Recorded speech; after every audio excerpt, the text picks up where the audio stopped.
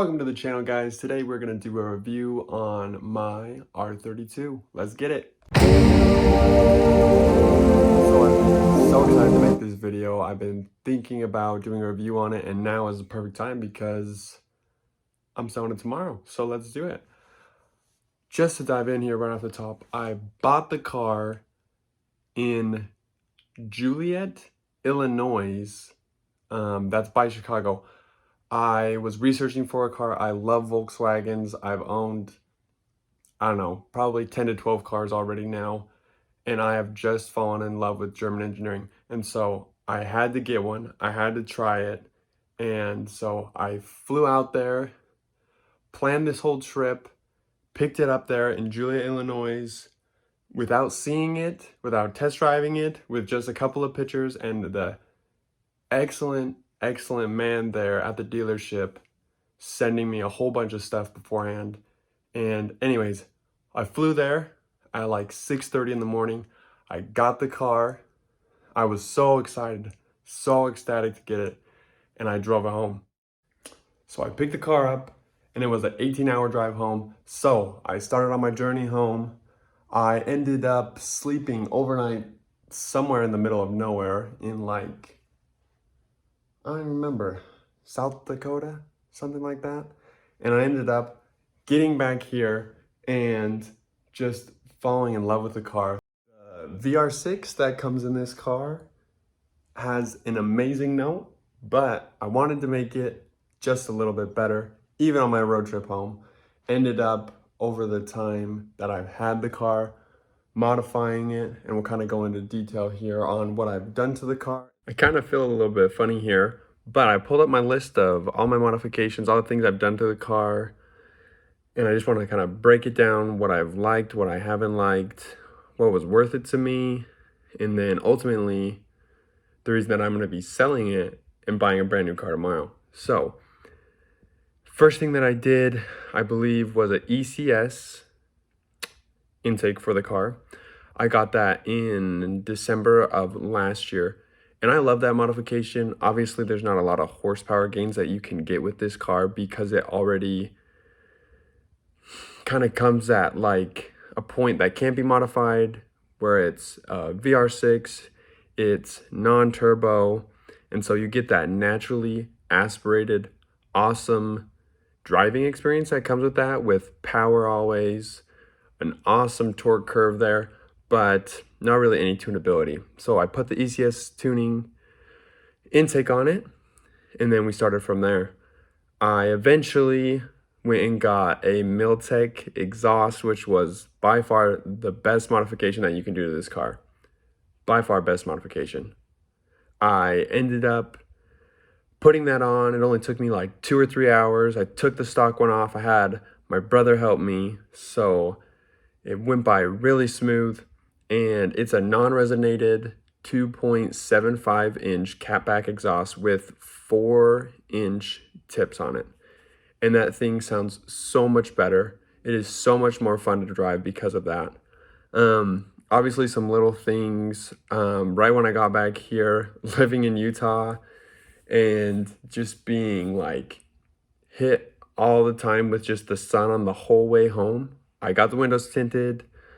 I got some like R&R mud flaps, got an engine mount, got a transmission mount, went over the car, got some new tires, and one of the next best things I did, just to make it my own, was to get some rotiforms. I got the rotiforms probably about 6 months ago, and I'll show you when I show you guys the car, but it is awesome. So they're rotiform 6s, they're 18 by 8.5. The offset is 35, and then I had them custom powder coated because my car is that iconic Golf R blue. I had them powder coated bronze with a flake, and that's from Prismatic Powders, which I highly recommend. Highly recommend that color choice. Looks super awesome with blue. I ended up redoing the head unit on the inside. The stock one was just a little bit too outdated for me. I ended up going with some crazy ideas through my head, and I wanted to go with one thing, I wanted to go with the other, but I kept the car more classic and I decided to go with a RCD 330, which is like a stock kind of Mark 6 look, which looks very nice, have Bluetooth capability now, which is all I wanted to do. All right, sorry, I gotta stand up. So, some of the best parts of this car are its naturally aspirated goodness, let's just call it that, but I had to make it feel more modern and more new. So we did an LED inside light conversion, which was super simple. Did also the license plate in the rear LED, did the front DRL's LED, and then left just those beautiful halogens that it comes with normally.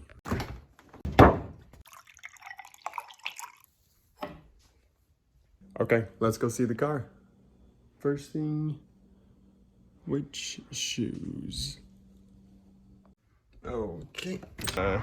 OSIR carbon fiber mirrors, which are just crazy with these LED turn signals.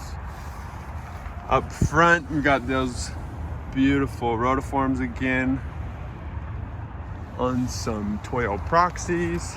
Then up front, I mean, this car is just in mint condition here.